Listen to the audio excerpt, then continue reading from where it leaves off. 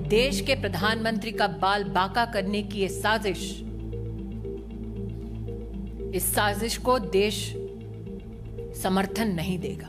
ये बिल्कुल गलत है कि प्रधानमंत्री जी जब पंजाब में आए तो उनकी सिक्योरिटी लैप्सेस दिखाकर उनको खतरे के साथ को जोड़ा जा रहा है। ये राजनीति इसमें नहीं होनी चाहिए। We have every respect for our prime minister. प्रधानमंत्री नरेंद्र मोदी की सुरक्षा को लेकर राजनीतिक दल एक दूसरे पर आरोप प्रत्यारोप लगा रहे हैं।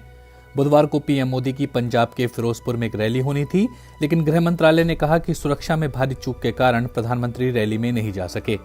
पूरे मामले पर बुधवार को केंद्रीय गृह मंत्रालय ने कहा था, खराब मौसम के कारण बठिंडा एयरपोर्ट से पीएम का काफिला सड़क मार्ग से हुसैनीवाला में राष्ट्रीय शहीद स्मारक के लिए रवाना हुआ था। शहीद स्मारक से करीब 30 किलोमीटर दूर जब प्रधानमंत्री मोदी का काफिला एक फ्लाईओवर पर पहुंचा तो पता चला कि कुछ प्रदर्शनकारियों ने सड़क जाम कर रखी है। प्रधानमंत्री फ्लाईओवर पर 15 से 20 मिनट तक फंसे रहे। ये पीएम मोदी की सुरक्षा में बड़ी चूक थी। भाजपा ने आक्रामक रुख अपनाते हुए इसे कांग्रेस का खूनी इरादा करार दिया। दूसरी तरफ कांग्रेस ने कहा कि रैली में कुर्सियां खाली थी, इसलिए प्रधानमंत्री ने सुरक्षा का बहाना लगाकर वापस जाने का फैसला किया।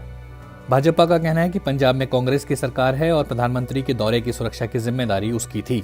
पंजाब के मुख्यमंत्री चरणजीत सिंह चन्नी ने बुधवार शाम एक प्रेस कॉन्फ्रेंस कर कहा, प्रधानमंत्री की सुरक्षा को लेकर कोई खतरा नहीं था, पंजाब सरकार का इसमें कोई रोल नहीं था। वहीं गृह मंत्री अमित शाह ने कहा है कि इस मामले को गंभीरता से लिया गया है और पंजाब सरकार से रिपोर्ट मांगी गई है। अमित शाह ने कहा कि पूरे मामले पर जवाबदेही तय की जाएगी।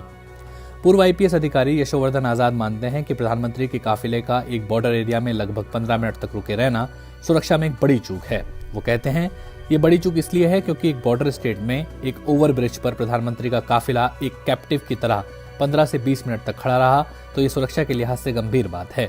ये गंभीर बात इसलिए है क्योंकि जहां भी पीएम जाते हैं वहां एसपीजी की जिम्मेदारी तो होती ही है, लेकिन सुरक्षा की ओवरऑल जिम्मेदारी राज्य सरकार की होती है। आजाद कहते हैं कि जिनकी सुरक्षा को लेकर बहुत ज्यादा खतरा है ही, ऐसे में इस तरह कैप्टिव सिचुएशन में रहना सिर्फ एक बुलेट प्रूफ कार के अंदर बड़ी चूक है। एक पूर्व वरिष्ठ पुलिस अधिकारी ने नाम न छापने की शर्त पर बताया कि किसी राज्य में लॉ एंड ऑर्डर की जिम्मेदारी पुलिस की होती है, लेकिन बात जब प्रधानमंत्री की हो तो इनकी सुरक्षा में एसपीजी भी तैनात होती है। उनके मुताबिक पीएम के किसी भी दौरे में सुरक्षा सुनिश्चित करने के लिए एसपीजी की टीम पहले ही जाती है, स्थानीय खुफिया अधिकारियों से मिलती है, कहाँ क्या व्यवस्था होनी चाहिए, क्या रूट होना चाहिए, ये सब कुछ तय किया जाता है। पुलिस आउटर सर्कल में सुरक्षा देती है और एसपीजी इनर सर्कल में। वो कहते हैं कि पीएम के दौरे से पहले राज्य सरकार को सूचित किया जाता है और प्रधानमंत्री की सुरक्षा की दृष्टि से हर मुकम्मल तैयारी की जाती है। वो मानते हैं कि एक चूक है, लेकिन साथ ही ये भी कहते हैं कि हमें जांच रिपोर्ट आने तक इंतजार करना चाहिए। दूसरी तरफ यशोवर्धन कहते हैं कि बठिंडा से फिरोजपुर की दूरी लगभग 110 किलोमीटर की है। बठिंडा एयरपोर्ट पर पहुंचने के बाद प्रधानमंत्री को आगे जाना था, लेकिन मौसम खराब था। वहां थोड़ी देर रुककर मौसम के ठीक होने का इंतजार भी किया गया, लेकिन इसके बाद सड़क मार्ग से जाना तय हुआ। ऐसी स्थिति में राज्य सरकार द्वारा आकस्मिक तैयारी भी की जाती है। वैसे भी प्रधानमंत्री के दौरे के लिए वैकल्पिक मार्ग भी तैयार रखा जाता है। यशोवर्धन कहते हैं कि जब पीएम के रूट को सड़क से जाने का क्लियरेंस दिया गया तो ये तो स्पष्ट होगा कि पुलिस ने कहा होगा कि उस रूट को वो क्लियर करेंगे। जब पीएम का काफिला चलेगा तो राज्य पुलिस तो आगे चलेगी ही चलेगी। वो ये भी मानते हैं कि पूरे 110 किलोमीटर लंबे रास्ते पर चप्पे चप्पे पर पुलिस को तैनात नहीं किया जा सकता, लेकिन प्रधानमंत्री की सुरक्षा में पूरी व्यवस्था होती है। उन्होंने कहा, कुछ लोगों ने रास्ता रोक रखा था, यानी प्रधानमंत्री के काफिले के सड़क मार्ग से जाने की जानकारी लीक हुई। नहीं, चूक ये नहीं है। आजकल मोबाइल के दौर में वो भी 110 किलोमीटर लंबे रास्ते पर पीएम के गुजरने की जानकारी तो हो ही जाती है, लेकिन चूक ये हुई कि लोग वहां जमा हो गए। ये किसान थे और उन्होंने रास्ता रोक दिया। पुलिस की एडवांस यूनिट ने पीएम की गाड़ी को पीछे रखा और वो आगे जाकर उनसे नेगोशिएट करने लगे। यशोवर्धन मानते हैं कि उस दौरान जो हुआ, जो तरीका पुलिस ने अपनाया, वो प्रधानमंत्री की सुरक्षा के लिहाज से बहुत ही खतरनाक था। वो कहते हैं, प्रदर्शनकारियों से बात आप आम दिनों में कर सकते हैं, लेकिन प्रधानमंत्री के काफिले के राह में नहीं। पुलिस को तुरंत रास्ता खाली करा देना चाहिए था, वो चाहे बलपूर्वक ही क्यों न हो। वो पुलिस के बल प्रयोग न करने के पीछे तर्क देते हैं कि आजकल जो कार्रवाई करता है उसी पर उल्टे कार्रवाई हो जाती है। यशोवर्धन कहते हैं कि प्रधानमंत्री के दौरे से पहले बहुत व्यापक स्तर पर तैयारी की जाती है।